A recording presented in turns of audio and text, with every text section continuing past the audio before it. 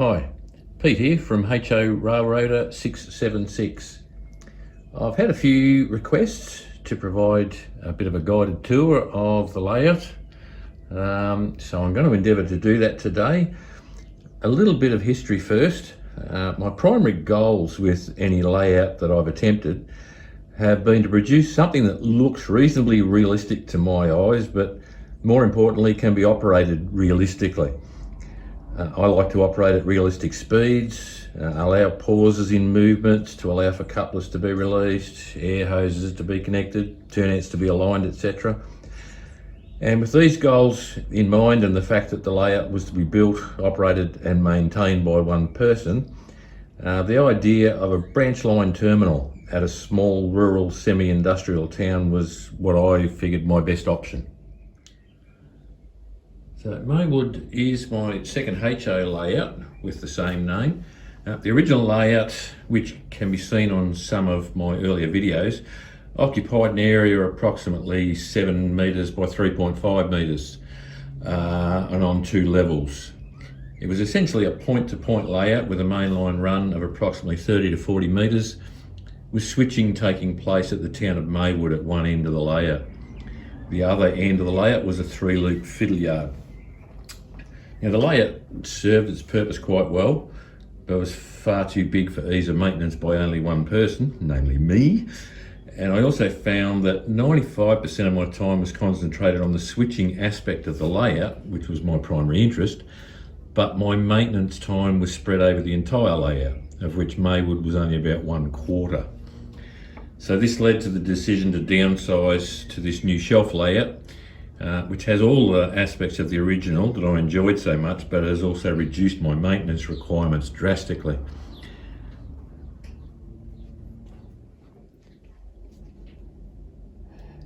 It's also allowed me to free up a huge amount of floor space in the garage and has reduced that cluttered feeling.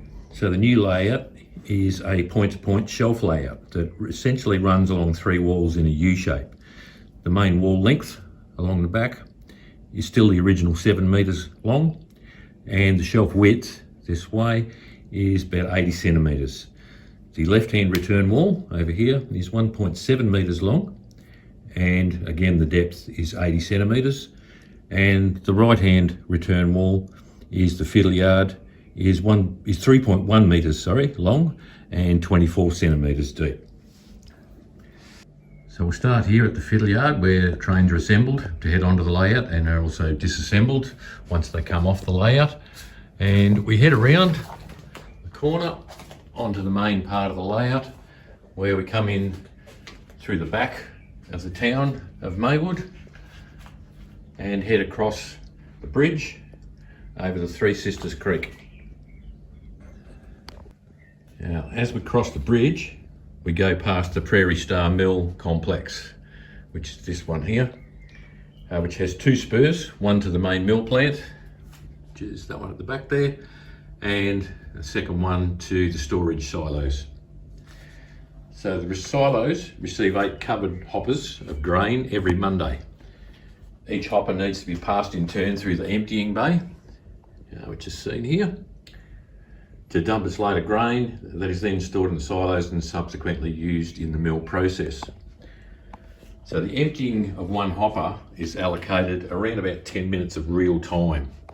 So every 10 minutes, the yard loco needs to advance to the next car to continue the unloading. Now the silo track itself holds 4 cars at a time for unloading. So the remaining 4 cars, seen at the back there, they're held on that adjacent mill spur until we're ready for them.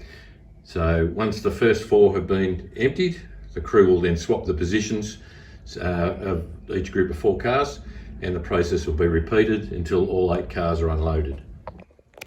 So likewise, the mill receives 6 boxcars every Thursday, which are loaded in groups of 3 cars at a time. So 1 in the covered loading bay and the other 2 spotted at each of the loading doors. Again, the 3 spare boxcars are spotted on the silo spur until they're needed. Then each group of 3 cars is swapped out until all 6 cars are loaded. So the time allocated to load each car of 3 boxcars is 30 minutes of real time. So this industry pair requires plenty of switching and requires a constant yard locomotive assigned to it when cars are present. So next we head into the Maywood rail depot and yard area. So the main arrival track runs adjacent to the depot. The main arrival track has an associated runaround track. And directly behind the runaround track is the main departure track, which is the third one in there, where our cars will be sorted and switched ready for departure by the afternoon outbound freight.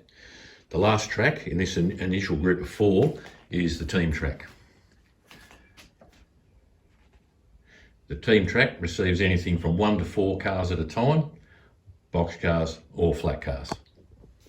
So now, as we head off towards the back and through underneath the highway bridge, we'll see off to the right, there are the 2 spurs, one leading to the silo and one leading to the mill. And we also see off to the right here is the Maywood spur, which is another small industry. And off to the left is another small industry, American Hardware.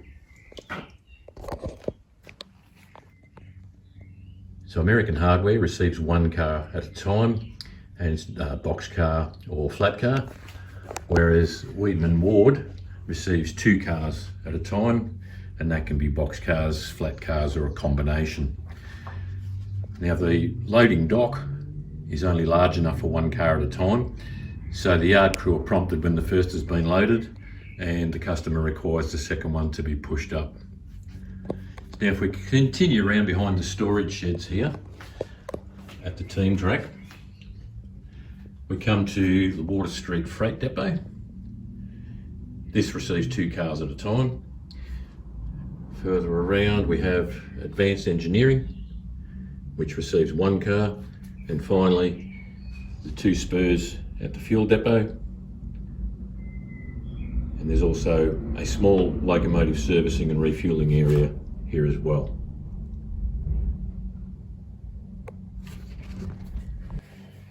So the layout's powered by a Digitrax DCC system, and all the locomotives are fitted with Soundtrax decoders, either Tsunami 1 or Economy. I think that's how you pronounce it. I've standardised on all Soundtrax decoders as I find their motor control is extremely good, so I can easily set them up for smooth starts and stops. And they also have a train brake function, which I also find very good. So all the locomotives are programmed with acceleration and deceleration. I set the acceleration to a value of 30, which allows for gentle starts, and the deceleration is set to 150, which means the locos will coast quite happily for a reasonable distance when the throttle is reduced, hence the brake requirement. So I've also programmed the speed curves of the locomotive so that the speed of the locomotive is exactly half the displayed throttle value of the Digitrax controller. So for example, if I wind the throttle up here, you'll see the percentage of throttle increasing. So if I take that up to 20%, if I halve that, the locomotive will actually be running at a scale 10 miles per hour. I operate with yard speed limits set to 10 miles per hour, and wherever cars are required to pass through the covered loading bays, such as the grain silos or the mill, these must be moved at no more than 5 miles per hour. Track is all Pico Code 100 streamline, and all the turnouts are of the Insel Frog variety, and all are hand operated.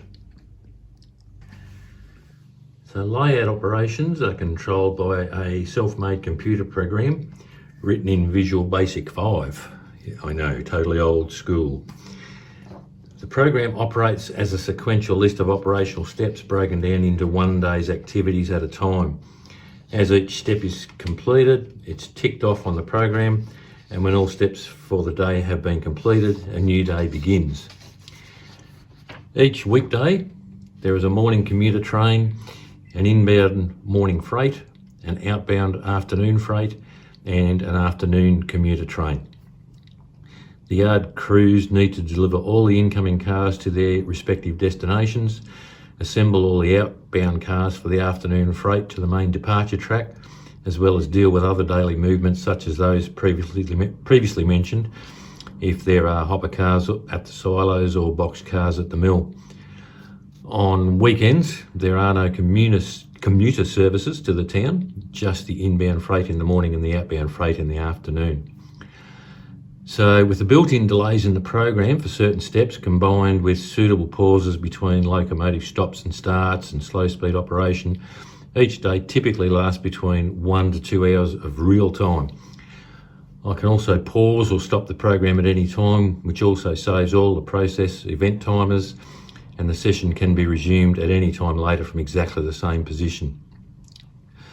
I have previously posted a video on the computer operating system, but this program has undergone significant changes since then, so I'll try and do an updated video on here in the very near future. So to all of you who've left comments on my videos, my sincere thanks, and my sincere thanks as well to all my subscribers. It's been quite overwhelming. I didn't expect to get quite this much attention, but it's very, very much appreciated. So I'll endeavour to bring out a video and give you a run through the computer operating system if you're interested. So I'll keep you posted on that, and I'll also see if I can't get myself moving again and put a few more just pure train operations videos on here as well for you. Again, thank you very much for your time and for your support.